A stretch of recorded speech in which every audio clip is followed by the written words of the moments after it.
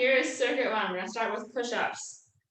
Just regular push-ups on the floor, hands slightly wider than your shoulders. Do as many as you can. I'm just gonna demonstrate a couple with good form. As low as you can, keeping a nice straight line from your shoulders all the way down. Keep your abs engaged. Push-ups are first. Second is goblet squats. You can do this with a kettlebell or with dumbbells. Just gonna hold it at chest height so you're keeping your shoulders and chest and upper body engaged.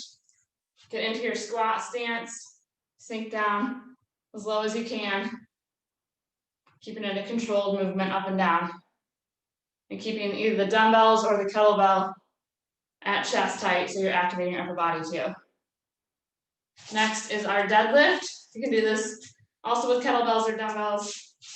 A little bit more narrow stance. Keep your eyes forward. Push your butt back as you bring the kettlebell or the dumbbells down. From the side, looks like this. So you're pushing your butt back. Keep your legs mostly straight. Stand up nice and tall on each one. Eyes forward, core engaged to protect your back.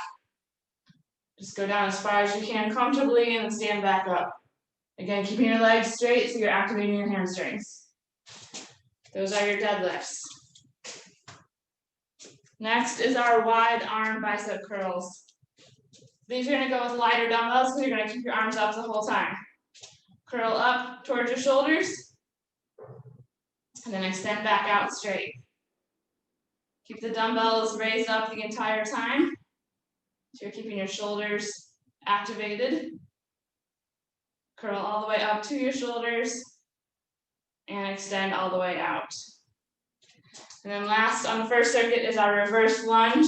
Just keep the dumbbells at your side, step back and down. And you're going to step forward, do the same side 10 times, and then switch sides.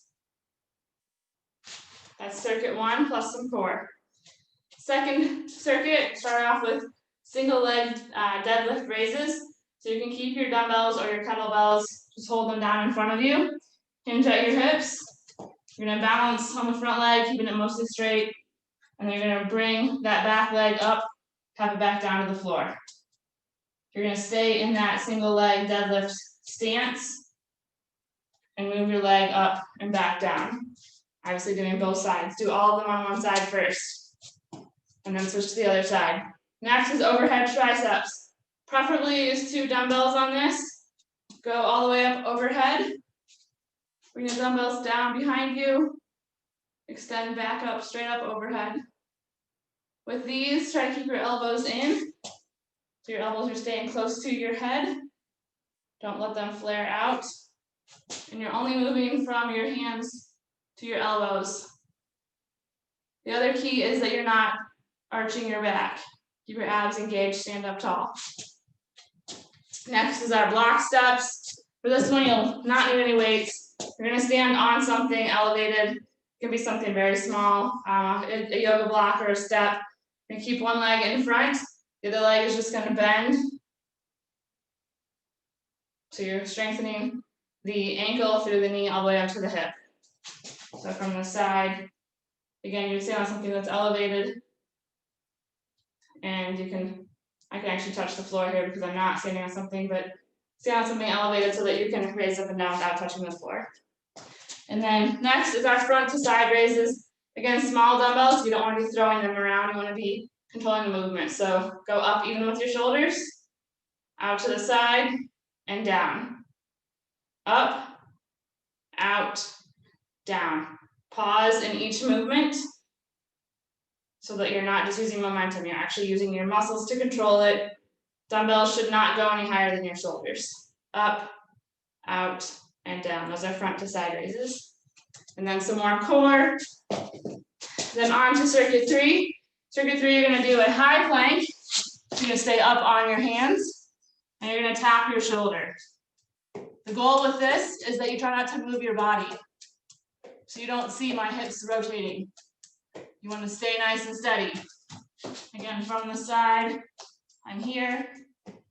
I'm not rotating my hips. You don't want to be doing this. Okay, try to stay steady.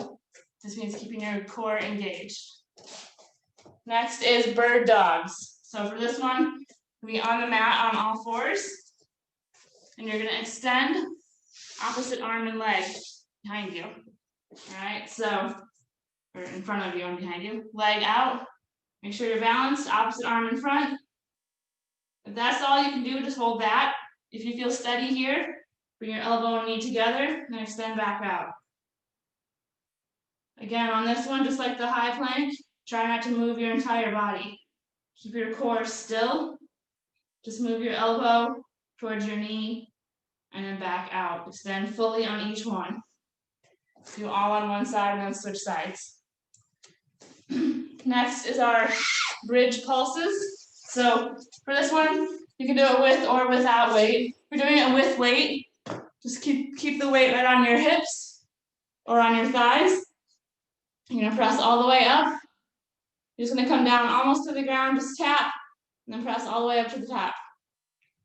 Again, you can do this with no weight, just let your arms relax on the ground. But the idea with this one is that you are engaging your hamstrings, your glutes, and your lower back and lower abs. All right, those are bridge pulses. Then we're gonna end this circuit, other than the core, with bent over rows. So on this one, you're gonna have some support with a bench or a chair. Make sure that it's not gonna move on you.